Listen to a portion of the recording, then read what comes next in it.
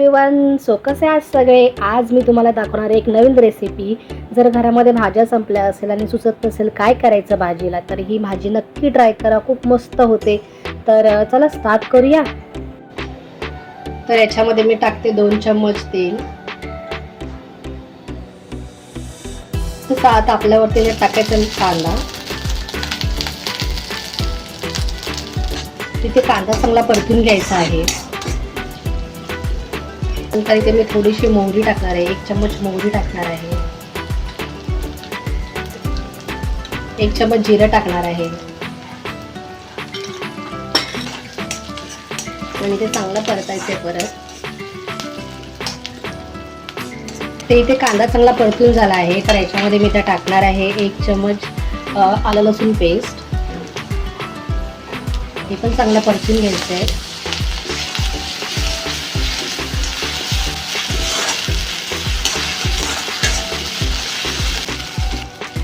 Gas low करायचा आहे आणि आपल्याला याच्यामध्ये टाकणार आहे मी आता 1 चम्मच हळद, 2 चम्मच तिखट टाकणार आहे. तिखट तुम्हाला हवं तसं तुम्ही घेऊ शकता. 1 चम्मच हा घरगुती गरम मसाला आहे मी केलाय. आणि थोडंसं हिंग टाकणार आहे.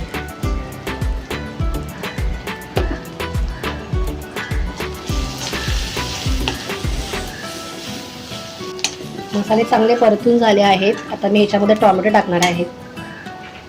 इथे मी घेतले आहेत 6 टोमॅटो मीडियम साईजचे. व्यवस्थित मी परतून घेते.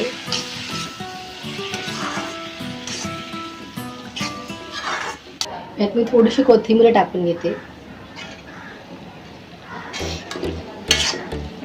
तर आपल्याला याच्यामध्ये पाणी अजिबात टाकायचं नाहीये. हे वाफेवर आपल्याला शिजून घ्यायचं आहे. ते झाकण ठेवून मी वाफेवर शिजवून घेणार आहे एक 2-3 मिनिटं. आणि मग मध्ये मध्ये फक्त आपल्याला झाकण उघडून व्यवस्थित परत परतून घ्यायचे आहे. व्यवस्थित हलवून घ्यायचं आहे भाजी. तर बघू शकता की थोडंसं आता मी झाकण उघडत आहे. आणि टोमॅटोची भाजी बघू शकता. तर इथे टोमॅटोची भाजी आपल्याला सारखी अधूनमधून उघडून असं टोमॅटो पूर्ण व्यवस्थित इथे टोमॅटो आपल्याला व्यवस्थित शिजेपर्यंत इथे आपल्याला भाजी शिजवायची आहे. हे पूर्ण मॅश करून घ्यायचे आहे टोमॅटो आपल्याला.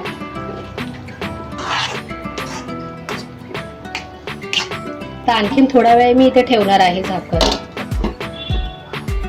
मी तर झाकण उघडते. तर बघू शकता मस्त वाफेवर भाजी शिजते. ही अजिबात पाणी टाकायची गरज नाही लागत. आणि आपले टोमॅटो सुद्धा चांगले व्यवस्थित शिजले आहेत. तर ह्याच्यामध्ये मी आता मीठ टाकत आहे. थोडंसं चवीपुरतं मीठ टाकत आहे. इथे मी थोडीशी साखर घेतली आहे. इथे मी शेंगदाण्याचं कूट टाकत आहे 2-3 चमचे. जसं आवडेल तसं तुम्ही टाका. आणि व्यवस्थित मिक्स करून घ्यायचं आहे. शेंगदाण्याचं कूट नेहमी लास्टलाच टाकायचं आहे तुम्हाला. इथे अगोदर नाही टाकायचं आहे. शेंगदाण्याचं कूट टाकून आपल्याला बाइंडिंगसाठी लागतं त्यासाठी. बघू शकता आता भाजी किती छान दिसत आहे. आणि याच्यात टाकणार आहे मी आता थोडीशी कोथिंबीर. आता रेडी झाली आहे आपली चटकदार मस्त अशी टोमॅटोची भाजी.